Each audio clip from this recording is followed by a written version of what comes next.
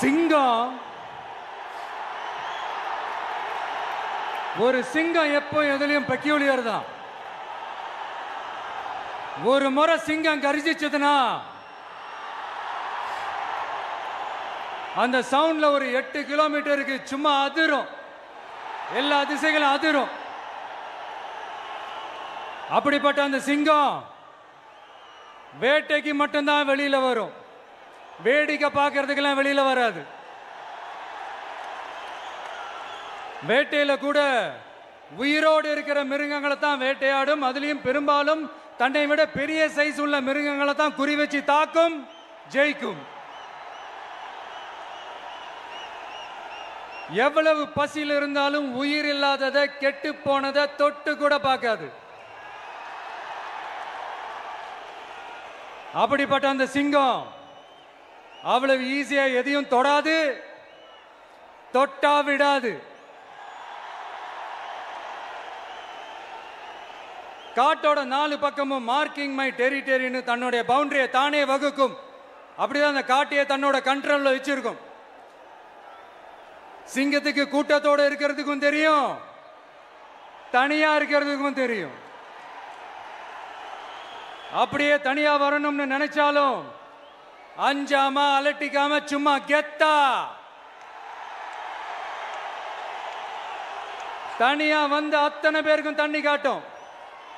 எப்போ எதிலையும் தன்னோட தனித்தன்மையை இழக்கவே இழக்காது. Yes, a lion is always a lion.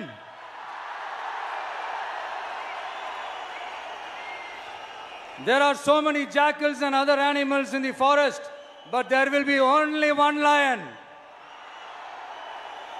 And even if it is single, it will be the king of jungle. It is not only a description but also a clear declaration. சிங்கத்தை பத்தி பேசிட்டு நம்ம சிங்க குட்டிகளையும் சிங்க பெண்களையும் பத்தி நம்ம பேசாம இருக்க முடியுமா? அவங்கள எப்படி நான் மறப்பேன்? அவங்க தான் என்னுடைய உயிராச்சு, என் நெஞ்சில் குடியிருக்கும்.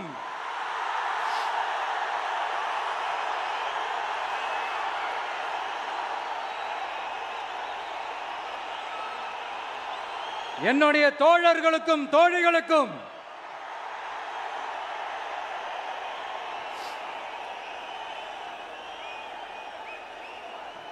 நேர்ல வர முடியாத சூழல்ல வீட்டில் இருந்துகிட்டே நம்மளோட இந்த மாநாட்டில் நேரலை வாயிலாக கலந்துகிட்டு இருக்கிற என்னுடைய அம்மாக்கள், அக்கா தங்கைகள், அண்ணன் தம்பிகள், நண்பர்கள் அனைவருக்கும் என்னோட உயிர் வணக்கம்.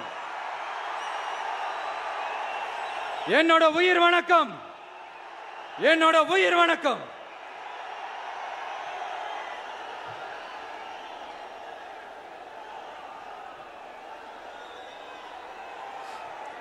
வீரம் விளையும் மாமதுரை மண்ணை வணங்குகிறேன். இந்த மதுரைனாலே உடனே ஞாபகத்துக்கு வரது சீறி பாஞ்சி துள்ளி குதிக்கிற யாருக்கும் அடங்காத காளைகள் விளையாடுற அலங்காநல்லூர் ஜல்லிக்கட்டு தான்.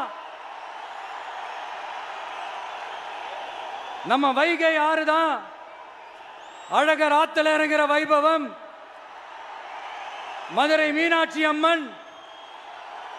இந்த மண்ணோட உண்மையான குணம் உணர்வு பூர்வமான மண் இது. அது மட்டும் இல்ல, இந்த மண்ணில் வாழ்ற மக்களும் அப்படித்தான் உணர்வு பூர்வமான ஆளுங்க. நான் இந்த மண்ணில் கால் எடுத்து வச்ச உடனே ஒரே ஒருத்தரை பத்தி தான் மனசுக்குள்ள ஓடிக்கிட்டே இருந்தது. அவர் யாருன்னு உங்களுக்கும் தெரிஞ்சிருக்கும். சினிமானாலும் சரி, அரசியல்னாலும் சரி, நமக்கு ரொம்ப ரொம்ப பிடிச்சது புரட்சி தலைவர் எம்ஜிஆர் அவர்கள் தான். அவரோட பழகிறதுக்கு எனக்கு வாய்ப்பு கிடைக்கல.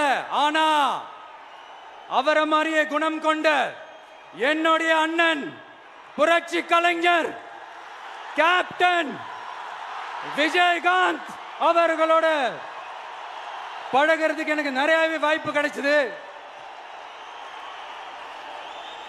அவரும் இந்த மதுரை மண்ணை சேர்ந்தவர் தானே, அவரை மறக்க முடியுமா? தமிழ்நாட்டு மக்கள் உணர்வுபூர்வமா உண்மையா நம்ம பக்கத்திலே நிக்கிறவங்க, அதுக்கு ஒரு மிகப்பெரிய அடையாளம் தான் இந்த மதுரை மண்.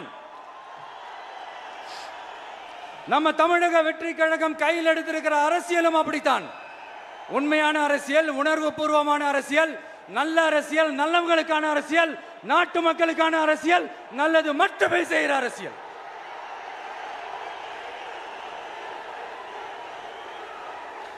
இதோ நம்மளுடைய இந்த இரண்டாவது மாநில மாநாடு வாகை சூடும் வரலாறு திரும்புகிறது.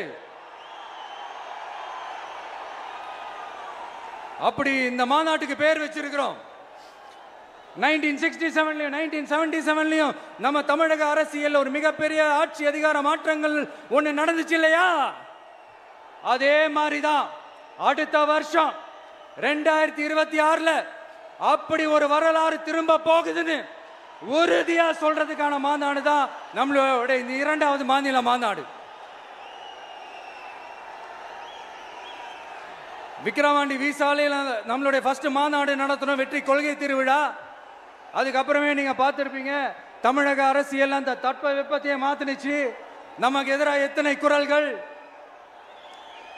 ஆனா உங்களுக்கு தான் நம்மளை பத்தி நல்லா தெரியுமே, எந்த குரலையும் காதலையே போட்டுக்காம மக்களோட குரலை மட்டுமே கேட்டுக்கிட்டு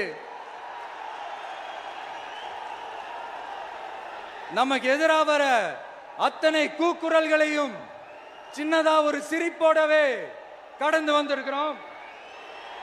அது இல்லாம நம்ம மாநாட்டில் ஒலிக்கிற இந்த குரல் இந்த ஒற்றை தமிழ் மகனோட குரல் மட்டுமல்ல, ஒட்டுமொத்த தமிழ்நாட்டு மக்களுடைய குரல். தமிழ்நாட்டில் இருக்கிற ஒவ்வொரு வீட்டில இருந்தும் ஒலிக்கிற குரல், ஒட்டுமொத்த உலகெங்கும் வாழும் ஒவ்வொரு தமிழ் வீட்டிலிருந்தும் எழும் குரல். இந்த சினிமா என்கிற மாபெரும் கலை ஆயுதத்தின் வாயிலாக சாதி, மதம், இனம், பாலினம், மொழி கடந்து இந்த நாட்டின் மூளை முடுக்கெங்கும் ரசிகர்களாக இருந்து தோழர்களாக நம்மோடு பயணிக்க துவங்கியுள்ள அனைவரோடும் இணைந்த ஒவ்வொரு மனிதருக்காகவும் ஒலிக்கிற உரிமை குரல். மாநில உரிமைக்காக, பெண் உரிமைக்காக, சமூக நீதிக்காக, சமநீதிக்காக, மதச்சார்பின்மைக்காக உண்மையா ஒலிக்கிற குரல். அதனால் இந்த குரலுக்கு எதிராக இன்னும் இன்னும் எத்தனை எத்தனை குரல்கள் வந்தாலும் ஓங்கி ஒலிக்குமே தவிர ஒரு நாளும் ஓயவே ஓயாது. Yes, it is an unstoppable voice, an unstoppable force.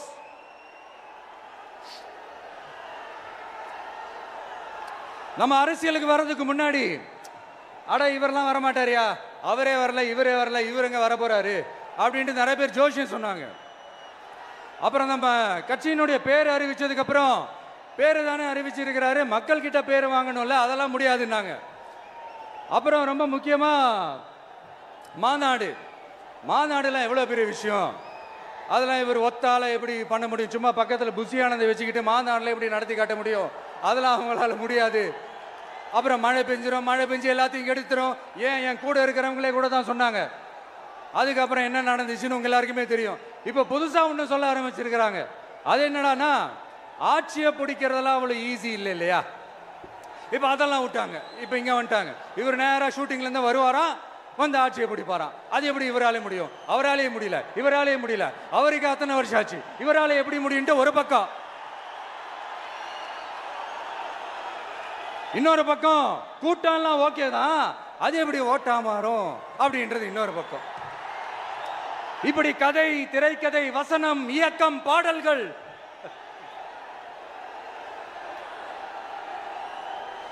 அதனால இந்த அரசியல் ஆய்வாளர்களுக்கு நான் சொல்றதெல்லாம் ஒன்னேதான், நல்லா கேட்டுக்கங்க. இந்த விஜய் ஏதோ இந்த பல லட்சம் பேர் கூடுற கூட்டத்தில் மட்டுமே இருக்கிறாரு அப்படின்னு மட்டும் தப்பு கணக்கு போட்டாதீங்க. ஏன்னா நம்மளுடைய இந்த கூட்டம் வெறும் ஓட்டா மட்டும் இல்லைங்க, வரப்போற தேர்தலில் மக்கள் விரோத ஆட்சியாளர்களுக்கு நாம வைக்க போற வேட்டா, நம்மளை கோட்டைக்கு அனுப்ப போற ரூட்டா இருக்க போதுன்னு சீக்கிரமாவே தெரிஞ்சுப்பீங்க. ஏன்னா கோடிக்கணக்கானவங்களோட ஹார்ட்லயும் வீட்லயும் ஏற்கனவே ஆல்ரெடி உயிரா, உணர்வா, உறவா இருக்கிறோம். நம்மளுடைய கனெக்ட் எல்லாம் வெறும் மக்களோட மட்டும்தான். நாம யாருன்னு அவங்களுக்கு தெரியும், அவங்க யாருன்னு நமக்கு தெரியும். நாமளும் நம்ம மக்களும் எப்படி இருக்கிறோம்னு எதிரிங்களுக்கு நல்லாவே தெரியும். இருந்தாலும் இந்த விஜய் எதுக்குப்பா வந்திருக்கிறாரு, இவர் என்ன புதுசா என்ன திட்டம்லாம் சொல்லிட்டாரு அப்படின்னு வேற நிறைய கேள்விகள். இந்த சொல்றேன் தெரிஞ்சுக்கங்க. பெண் குழந்தைகள், பெண்கள் மற்றும் வயசானவங்களோட பாதுகாப்புல தான் நம்ம பிரையாரிட்டியே. அடுத்து இளைஞர்கள், உழவர்கள், உழைப்பாளர்கள், நெசவாளர்கள், மீனவர்கள், ஆதரவற்ற முதியோர்கள், மாற்றுத்திறனாளிகள், மூன்றாம் பால் இனத்தவர்கள்னு இன்னும் இங்க யாருக்கெல்லாம் கவர்மெண்டோட ஒரு ஸ்பெஷல் அட்டென்ஷன் தேவையோ அவங்க எல்லாருக்குமான ஒரு கவர்மெண்ட் அமைக்கிறது தான் நம்ம இலக்கே. நான் ஏற்கனவே சொன்னதை தான் இங்க நான் திரும்பவும் சொல்றேன். நம்மளுடைய இந்த தமிழக வெற்றி கழகம் ஏதோ அரசியல் ஆதாயத்துக்காக தொடங்கப்பட்ட கட்சியெல்லாம் கிடையாதுங்க. கொள்கை கோட்பாடுகளோடு தந்தை பெரியார், பெருந்தலைவர் காமராஜர், அண்ணல் அம்பேத்கர், வீரமங்க வேலு நாச்சியார், மக்கள் சேவகர் அஞ்சலை அம்மாள், நம்மளுடைய 5 கொள்கை தலைவர்களோட வழிகாட்டுதல்களோடு தொடங்கப்பட்ட கட்சி. நம்ம ஸ்டாண்ட்ல நாம எப்பவுமே ஸ்ட்ராங்கா தாங்க இருக்கிறோம். அதுல எந்த மாற்றத்துக்கோ எந்த சமரசத்துக்கோ துளி கூட இடமில்லை. நம்மளுடைய ஒரே கொள்கை எதிரி பாஜக தான். நம்மளுடைய ஒரே அரசியல் எதிரி திமுக தான். எப்படி? நம்மளுடைய ஒரே கொள்கை எதிரி, நம்மளுடைய ஒரே அரசியல் எதிரி ஏதோ அண்டர் கிரவுண்ட் ஆதாயத்துக்காக டீல் போட்டுக்கிட்டு டீல் பேசிக்கிட்டு இந்த அலையன்ஸ் வச்சுக்கிட்டு இந்த ஊரை ஏமாத்துற கட்சி எல்லாம் நம்ம டிவிக்கே கிடையாதுங்க. யாருக்காகவும் எதுக்காகவும் எந்த பயமும் கிடையாது. மாபெரும் பெண்கள் சக்தி நம்மளோட இருக்கிறாங்க, மாபெரும் இளைஞர்கள் சக்தி நம்மளோட இருக்கிறாங்க, ஒட்டுமொத்த தமிழ்நாட்டு மக்களுடைய சக்தி நம்மளோட நிக்கிறாங்க. அப்படி இருக்கும்போது இந்தியாவில் இருக்கிற எல்லா ஸ்டேட்லயும் வாழ்ற நம்ம தமிழ் நெஞ்சங்கள் மட்டும் இல்ல, உலகம் பூரா 100க்கும் மேலான நாடுகள்ல வாழ்ற நம்ம தாய் தமிழ் உறவுகள் எல்லாருமே என்ன விஜய் தளபதி விஜய் இல்லனா விஜய் தளபதி இப்படி சொந்தம் கொண்டாடுற கோடிக்கணக்கானவங்களோட அன்பு மாசியும் நம்மளோட இருக்கும்போது, இவங்க எல்லாருமே நம்மளோட நிற்கும் போது எதுக்குங்க இந்த பாசிச பாஜகவோட நேரடி கூட்டணியோ இல்ல மறைமுக கூட்டணியோன்னு உறவு வச்சுக்க? நாம என்ன உலகமாக ஊழல் கட்சி? என்ன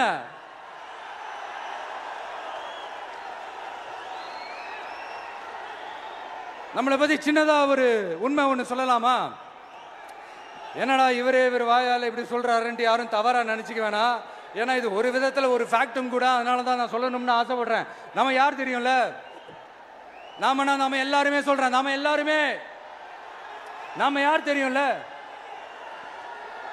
இந்தியாவின் மாபெரும் மக்கள் சக்தி கொண்ட ஒரு மகத்தான வெகுஜன மக்கள் படை.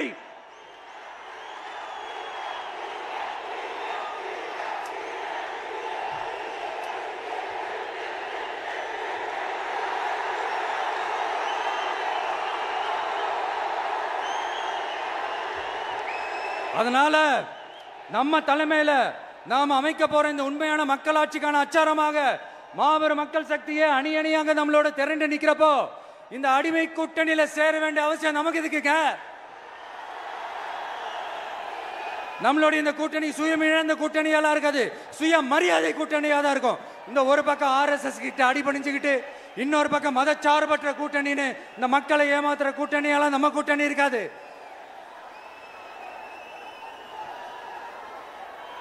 நான் இப்பவும் சொல்றேன், நம்மளை நம்பி வர்றவங்களுக்கு ஆட்சியிலும் அதிகாரத்திலும் உறுதியாக பங்களிப்பு செய்யப்படும். உடனே இந்த கேள்விகள்லாம் வரும். அப்ப யாரு கூட்டணி, யாரு வரா, யாரு போறா, இந்த கேள்விகள்லாம் வரும். இந்த கேள்விகளுக்கெல்லாம் ஒரே ஒரு பதில் தான், சஸ்பென்ஸ்ல சஞ்சாரம் செய்யுங்க. ஆனா ஒண்ணு, 2026ல 2 பேருக்கு நடுவுல தான் போட்டியே. ஒன்னு TVK, இன்னொன்னு DMK. இந்த போட்டி எப்படி இருக்க போதுன்னா, இந்த அலையன்ஸை வச்சு எப்படியாவது நம்ம தப்பிச்சிடலாம். என்ன இந்த பழைய இந்த மேத்தமேட்டிக்ஸ், அரித்மேட்டிக்ஸ் இதெல்லாம் வச்சு எப்படியாவது நம்ம தப்பிச்சிடலாம் அப்படின்னு நினைக்கிறவங்களோட அந்த கனவு ஒரு நாளும் மைப்படாது. சரி, இப்ப நம்ம வேற ஒரு ஏரியாவுக்கு ஒன்று வருவோம். எதிர்காலம் வரும், என் கடமை வரும், இந்த கூட்டத்தின் ஆட்டத்தை ஒழிப்பேன்.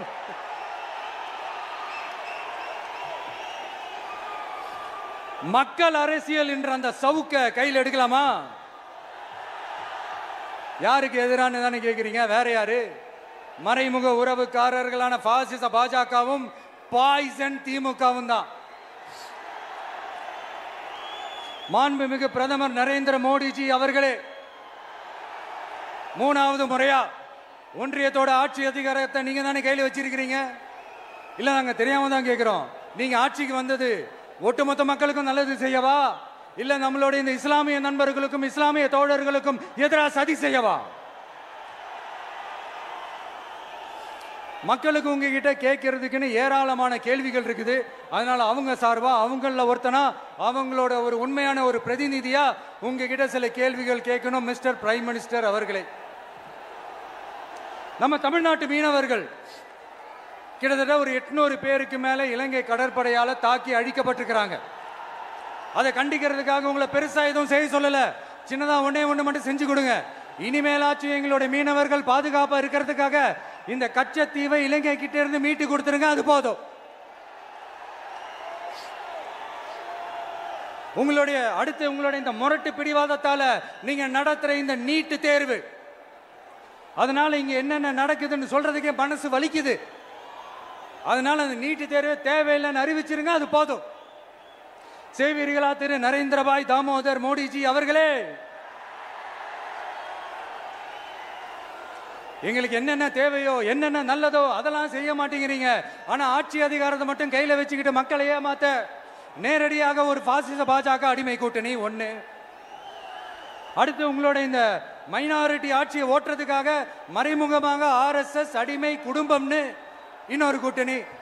இப்படி மக்கள் சக்தியே இல்லாத இந்த ஊழல் கட்சிகளை மிரட்டி அடிபணிய வச்சு 2029 வரைக்கும் சொகுசு பயணம் போயிடலாம்னு திட்டம் தீட்டி வச்சிருக்கிறீங்க. அதானே ஜி?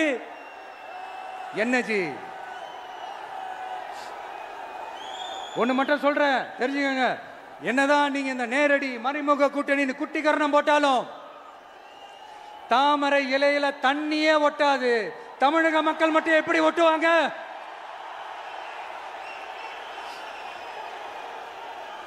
இங்க ஒரு MP சீட்டு கூட தரலன்றதுக்காக தமிழ்நாட்டுக்கும் தமிழ்நாட்டு மக்களுக்கும் எதுவுமே செய்யாம ஓரவஞ்சனை செய்யுது இந்த ஒன்றிய பாஜக அரசு. சங்கம் வச்சு தமிழ் வளர்த்த மண் இந்த மதுரை மண். அதனால இங்க அந்த கீழடியில கிடைச்ச ஆதாரங்களை எல்லாம் மறைச்சிட்டு எங்க நாகரிகத்தையும் எங்க வரலாறையும் அழிக்கிறதுக்காக உள்ளடி வேலை செய்யலாம்னு நினைக்கிறீங்க. தமிழ்நாட்டை தொட்ட என்ன நடக்கும் நீங்க பல உதாரணங்கள் இருக்குது. அதனால இதையெல்லாம் மறைச்சிட்டு எங்க மக்களை ஏமாத்திடலாம்னு மட்டும் நினைக்காதீங்க. மத நல்லிணக்கத்திற்கு பெயர் பெற்ற இந்த மதுரை மண்ணிலிருந்து சொல்றேன், உங்க எண்ணமெல்லாம் ஒரு நாளும் ஈடேறாது.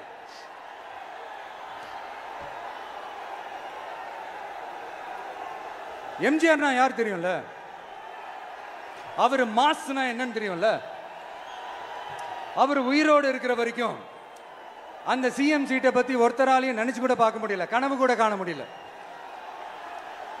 எப்படியாவது அந்த CM சீட்டை என்கிட்ட கொடுத்துருங்க, என் நண்பர் எம்ஜிஆர் திரும்ப வந்ததுக்கு அப்புறம் நான் திருப்பி கொடுத்துறேன்னு தன்னோட எதிரியை கூட மக்கள் கிட்ட கெஞ்ச வச்சவர் எம்ஜிஆர். எப்படி கெஞ்ச வச்சவர்? அதனால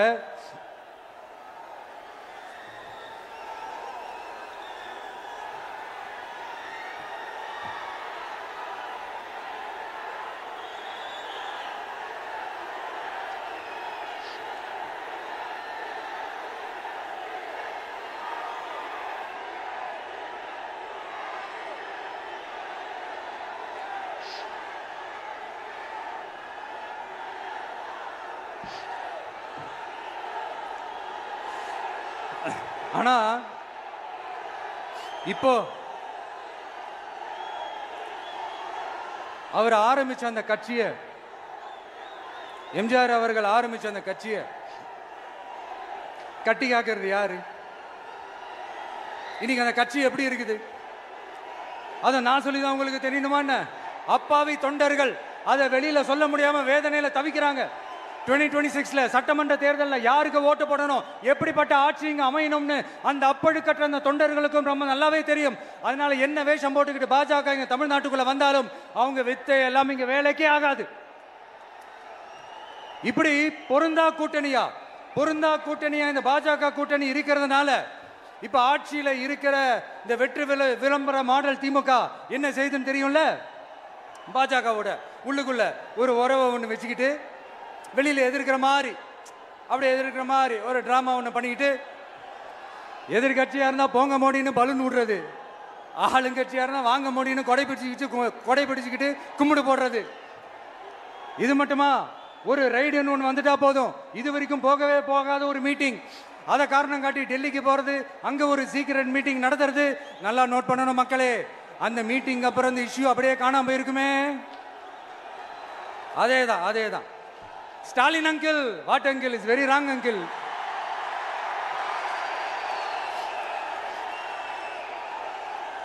இப்படி தமிழ்நாட்டில் இப்ப நடக்கிற இந்த ஆட்சியினுடைய லட்சணத்தை பார்த்துக்கிட்டு நாம எப்படி சும்மா இருக்க முடியும்? ஒரு தவறு செய்தால், அதை தெரிந்து செய்தால், அவர் கபட நாடக மு.க. ஸ்டாலின் அங்கிளாகவே இருந்தாலும், அங்கிள் உங்களுக்கு மனசாட்சின்னு ஒன்று இருந்துச்சுன்னா நாங்க கேட்கிற கேள்விகளுக்கு மட்டும் கொஞ்சம் பதில் சொல்லுங்க அங்கிள்.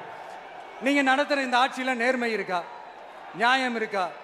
ஊழல் இல்லாம இருக்கா? சட்டம் ஒழுங்கு சரியா இருக்கா? பெண்களுக்கு பாதுகாப்பு இருக்கா? பொதுமக்களுக்கு பாதுகாப்பு இருக்கா? இயற்கை வளங்களுக்கு பாதுகாப்பு இருக்கா? சொல்லுங்க மை டியர் அங்கிள், சொல்லுங்க. டாஸ்மாக்ல மட்டுமே இது வரைக்கும் 1000 கோடிக்கு மேல ஊழல்னு சொல்றாங்க.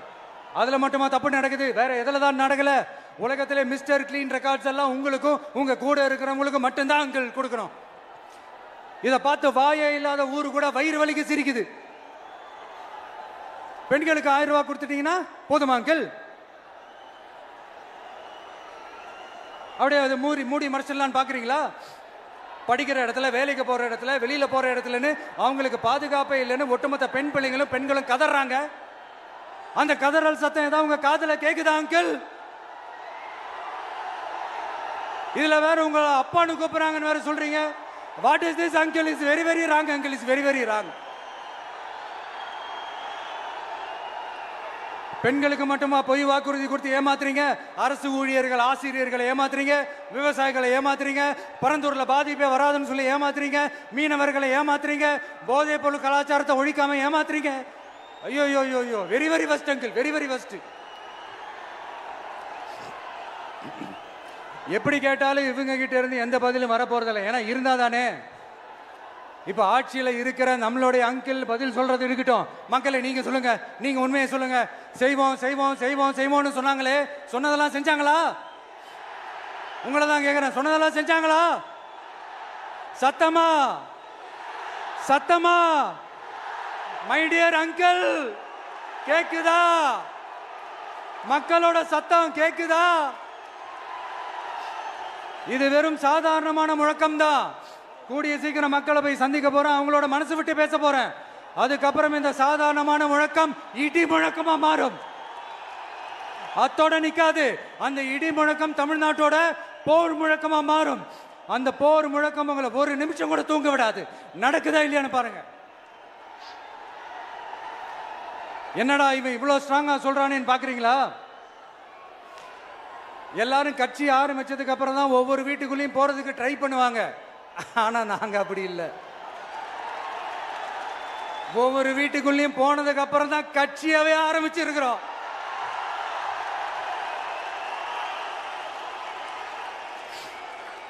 அதனால ஒட்டுமொத்தமா எல்லாருமா சேர்ந்து இந்த திமுக ஆட்சியை, கபட நாடக திமுக ஆட்சியை 2026 தேர்தலில் வீட்டுக்கு அனுப்புறோம். வீட்டுக்கு அனுப்புறோம். என்ன நண்பா, சரிதானே? என்ன நண்பி, செய்வீர்கள் தானே? இப்போ உங்களுக்கு சின்னதா ஒரு சர்ப்ரைஸ். நம்ம கட்சியினுடைய வேட்பாளர் பட்டியலை இப்ப நான் அறிவிக்க போறேன். மதுரை கிழக்கு வேட்பாளர் விஜய். இன்னும் முடிக்கல. ஒரு நிமிஷம், இன்னும் முடிக்கல. மதுரை மேற்கு வேட்பாளர் விஜய். மதுரை மத்தி வேட்பாளர் விஜய். மதுரை தெற்கு வேட்பாளர் விஜய். மதுரை வடக்கு வேட்பாளர் விஜய். மேலூர் விஜய். சோழவந்தான் விஜய். திருப்பரங்குன்றம் விஜய். திருமங்கலம் விஜய். உசிலம்பட்டி விஜய்.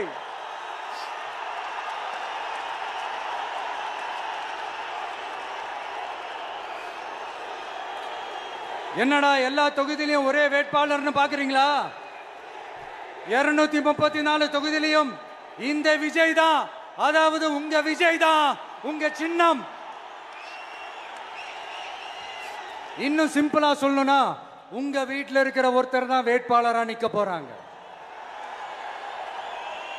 அந்த வேட்பாளரும் நானும் வேறு வேறு இல்லை. நீங்க அவருக்கு ஓட்டு போட்டீங்கன்னா எனக்கு ஓட்டு போட்ட மாதிரி, இந்த முகத்துக்காக நீங்க ஓட்டு போட்டீங்கன்னா உங்க வீட்டில் இருக்கிற உங்களுடைய வேட்பாளர் ஜெயிச்ச மாதிரி. என்னடா இவர் ஏதோ ஓவரா சொல்றாருன்னு நினைக்க வேணாம். பிராக்டிக்கலா அப்படிதான் இருக்கும், அப்படிதான் இருக்கணும். நீங்களும் அப்படிதான் நினைப்பீங்கன்னு நான் நம்புறேன். ஏன்னா இது நம்மளை விட நம்ம எதிரிங்களுக்கு இன்னும் நல்லாவே தெரியும். அதனால எல்லாம் இந்த அதிகார பலம் எல்லாத்தையும் தூக்கிட்டு வந்துருவாங்க. வரட்டும், பாத்துக்கலாம். TVK will take it, TVK will meet it, TVK will compete with it and TVK will conquer it, TVK will conquer it.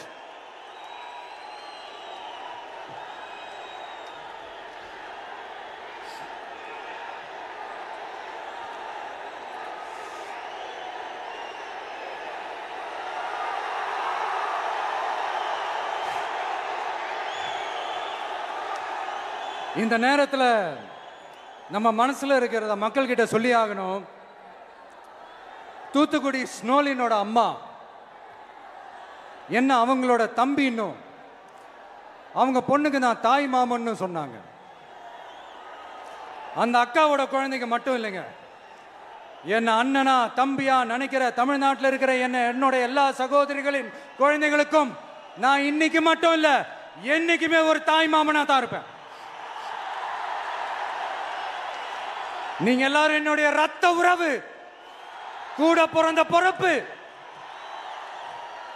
என் வீட்டு ரேஷன் கார்டுல வேணா உங்க பேர் இல்லாம இருக்கலாம், உங்க வீட்டு ரேஷன் கார்டுல வேணா என் பேர் இல்லாம இருக்கலாம். ஆனா நாம் எல்லாரும் ஒண்ணுதான், உறவுதான். நமக்கு இடையே எந்த அரசியலும் உள்ள நுழையவே முடியாது. என்கிட்ட இருந்து உங்களையும் உங்ககிட்ட இருந்து என்னையும் எந்த சக்தியாலும் பிரிக்கவே முடியாது. அப்புறம் நான் ஒன்னும் இந்த மார்க்கெட் போனதுக்கு அப்புறம், ரிட்டையர் ஆனதுக்கு அப்புறம் அடைக்கலம் தேடி அரசியலுக்கு வரல, படைக்கலனோட வந்திருக்கிறோம். பவர்ஃபுல் ஃபோர்ஸோட, மாபெரும் படை வரிசையோட, எல்லாத்துக்கும் தயாராகி தான் வந்திருக்கிறோம். இவ்வளவு தயாரா நாம அரசியலுக்கு வர்றதுக்கு ரொம்ப ரொம்ப முக்கிய காரணம் ஒண்ணு இருக்கு. அது என்ன தெரியுமா? நன்றி கடன், நன்றி கடன், நன்றி கடன். கிட்டத்தட்ட ஒரு 30 வருஷமா, 30 வருஷத்துக்கு மேல நீங்க தான், நம்ம மக்கள் தான் என் கூட நிக்கிறீங்க, எனக்காக நிக்கிறீங்க, என்னை தாங்கி பிடிக்கிறீங்க, மனசுல ஏந்தி பிடிக்கிறீங்க, தாய் அன்போட மடியில ஏந்திக்கிறீங்க. உண்மையை சொல்லணும்னா வேற யாரை விடவும் எனக்கு இந்த அன்பையும் ஆதரவையும் கொடுத்திருக்கிறீங்க. என் மேல உயிரையே வச்சிருக்கிறீங்க. என்ன உங்க வீட்டுல ஒருத்தனாவே ஆக்கிட்டீங்க. நீங்க எனக்கு கடவுள் கொடுத்த வரம்.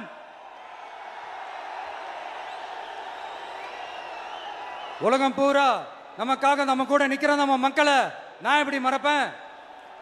நான் என் லைஃப்ல ரொம்ப உயிரா நினைக்கிறது பெண்களை, குழந்தைங்களை, இளைஞர்களை, உழைக்கிற மக்களை தான். இவங்க தான் நம்மளோட வகைரா. இதை பார்த்து தான் நம்மளோட எதிரிகளுக்கு பத்தி எரியுது. அதுக்காக நாம் என்ன செய்ய முடியும்? அதனால நம்ம உறவுகளை, சொந்தத்தை, வகைராவை யாருக்காகவும் எதுக்காகவும் விட்டு கொடுக்க முடியாது இல்லையா? Here at this moment among this August gathering, I want to open my heart and say I enjoy people, I respect people, I worship people.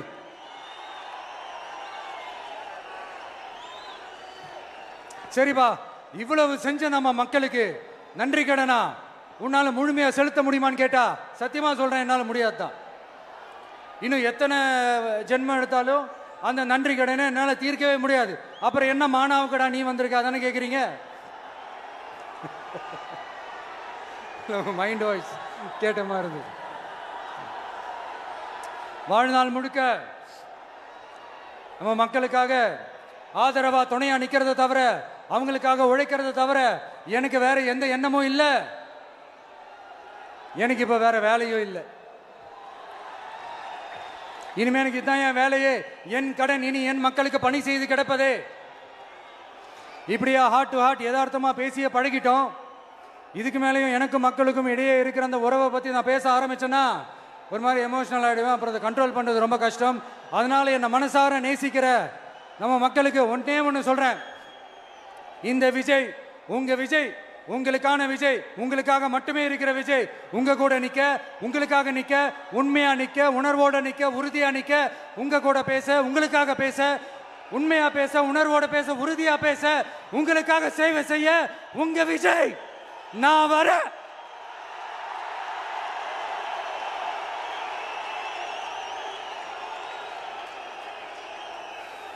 சொல்லல முக்கியம், செயல் செயல் செயல் தான் முக்கியம். செய்கை தான் சும்மா சிறப்பா இருக்கணும். நான் ஆட்சிக்கு வந்தேன்னா சும்மா அது செய்வேன், இது செய்வேன், நல்லது செய்வேன், உருட்டுவேன், புரட்டுவேன், அதெல்லாம் கிடையாது. செய்யறதுக்கு, நல்லது செய்யறதுக்கு, நல்லது செய்யறதுக்கு மட்டும்தான் இந்த விஜய். அப்புறம் ஒரு அரசியல் தலைவன் அவன் சினிமாக்காரனா, நல்லவனா, கெட்டவனா, இதெல்லாம் தாண்டி அவன் உண்மையானவனா, அதுதான் ரொம்ப ரொம்ப முக்கியம். இது சம்பந்தமா ஒரு குட்டி கதை ஒன்று சொல்றேன். ஒரு நாட்டில் ஒரு ராஜா தனக்கு பக்கபலமா இருக்கிறதுக்காக, கூட துணையா இருக்கிறதுக்காக ஒரு தளபதியை தேடுறாரு. சரியான தகுதிகளோட ஒரு 10 பேர் செலக்ட் ஆகுறாங்க. ஆனால் அதில் ஒருத்தர் மட்டும் தான் செலக்ட் பண்ணணும். அதனால அந்த ராஜா என்ன பண்றாருன்னா ஒரு டெஸ்ட் வைக்கிறார். அந்த 10 பேர் கையிலையும் விதை நெல்லை கொடுத்து இதை நல்லா வளர்த்து கொண்டு வாங்க, ஒரு 3 மாசம் கழிச்சு வாங்கன்னு சொல்லி அனுப்பி வச்சிடுறாரு. 3 மாசம் கழிச்சு வரும்போது அதில் ஒருத்தர் ஆள் உயரத்துக்கு வளர்த்துருந்தாரு, ஒருத்தர் தோல் உயரத்துக்கு வளர்த்துருந்தாரு. அதில் ஒரு 9 பேரும் நல்லா வளர்த்து கொண்டு வந்திருந்தாங்க. ஒருத்தர் மட்டும் வெறும் தொட்டியோடவே வந்தார். என்னன்னு கேட்டதுக்கு, நானும் தண்ணி ஊற்றி ஊற்றி பார்க்குறேன், உரம் வச்சு வச்சு பார்க்குறேன், வளரவே மாட்டேங்குது ராஜா, என்ன பண்ணுறதுன்னு தெரியலன்னு சொன்னதுக்கு ராஜா அவரை கட்டி அணைச்சிக்கிட்டு, இனிமே நீதான் என்னுடைய தளபதி, எல்லா அதிகாரமும் உனக்கு தான் சொன்னார். ஏன்னா அந்த 10 பேர் கையிலையும் ராஜா கொடுத்தது அவித்த விதை நெல், அது முளைக்கவே முளைக்காது. அந்த 9 திருட்டு பயலும் என்ன பண்ணியிருக்காங்கன்னா வேற விதை நெல்லை வாங்கி அதை வளர்த்துட்டு ராஜாவையும் மக்களையும் ஏமாத்திருக்கிறாங்க. ஆனா இவர் மட்டும் உண்மையை போட்டு உடைச்சிட்டார். அதனால ஒரு நாட்டுக்கு திறமை எந்த அளவுக்கு முக்கியமோ அந்த அளவுக்கு உண்மையும் நேர்மையும் முக்கியம். இப்போ நீங்க எல்லாரும் தான் அந்த ராஜா. நீங்க தேர்ந்தெடுக்க போற அந்த தளபதி